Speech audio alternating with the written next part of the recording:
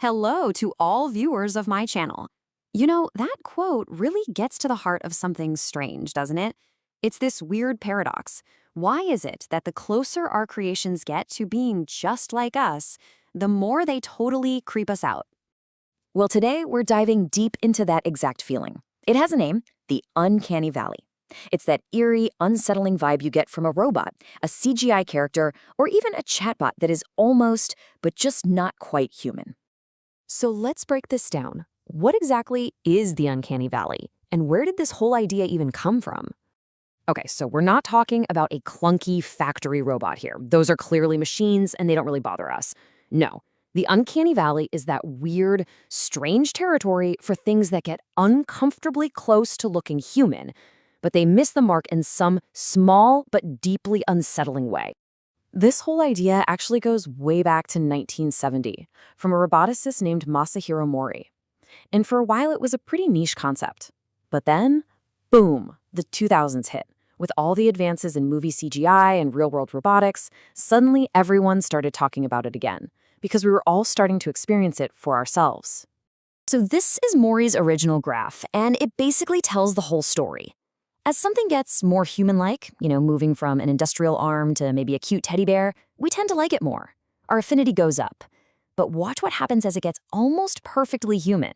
Our positive feelings don't just flatten out, they absolutely plummet.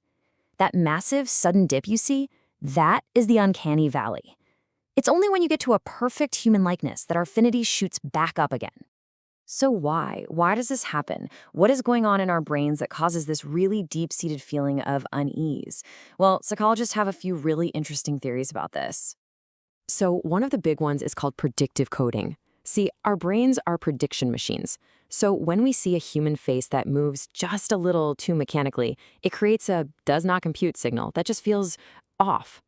Then there's categorical ambiguity. Our brain literally gets stuck trying to file it away as human or not human, and that internal conflict is super uncomfortable. And finally, some evolutionary psychologists think those little flaws trigger ancient survival instincts, kind of like a subconscious warning for disease or a potential threat. Here's a really simple way to think about it.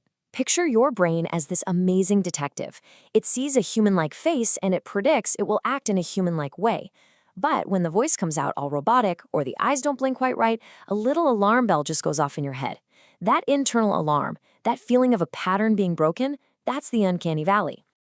And get this isn't just about sci-fi robots in movies anymore. This whole phenomenon has moved out of the lab and right into our daily lives. It's literally in our pockets, on the devices we use every single day. Incredibly, we can now experience this uncanny feeling from language alone. Yeah. You heard me right. Researchers are calling it linguistic uncanniness, and it's that discomfort you get from a chatbot that sounds almost, but not perfectly, natural. This example from a Reddit user just nails it. A normal human conversation has unspoken rules, right? A social contract. We expect things to make sense. When an AI just blindly accepts a completely bizarre change in topic without even questioning it, it shatters that contract. It feels so unnatural and weird because that's just not how people talk to each other. And here is a perfect, subtle example. Someone asks for restaurants. Look at the robotic response. It suddenly switches to the super formal, stilted tone.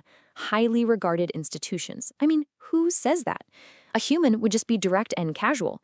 That tiny, unnatural shift is all it takes to make the whole thing feel off. And it's not just about robots or text. It's happening with what we see, too. You know those AI-generated images that look almost perfectly real? The ones that have something subtly wrong? The lighting on a face is a bit weird, the eyes are slightly asymmetrical. Those can be way more unsettling than an image that's clearly just a drawing or a cartoon. Okay, so if you're an AI designer, this is a massive problem, right? How do you solve this? How do you create something that's helpful without being, totally haunting? Well, the answers are actually pretty counterintuitive. So first off, designers are learning to stop aiming for perfect deception. Just being upfront and saying, hey, you're talking to an AI, helps manage our expectations. But the most fascinating strategy by far is that last one, embracing imperfection. This insight from some MIT research it's a game changer. Studies actually found that when chatbots had small, human-like flaws, like they would pause for a second or correct themselves or even make the occasional typo, users found them more natural and more trustworthy. Being perfect, it turns out, is a dead giveaway that you're talking to a machine. So, when you really step back and think about it, you realize this whole strange reaction we have to AI, it isn't really about the technology. It's about us.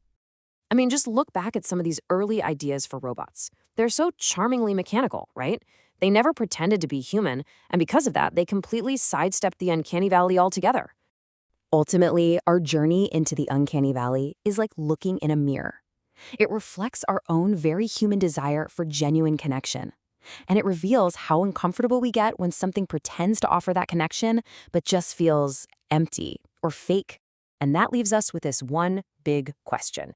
As the AI in our lives becomes a better and better mirror of ourselves, it really forces us to ask, what is it that we truly want from companionship, both from other humans and from the artificial?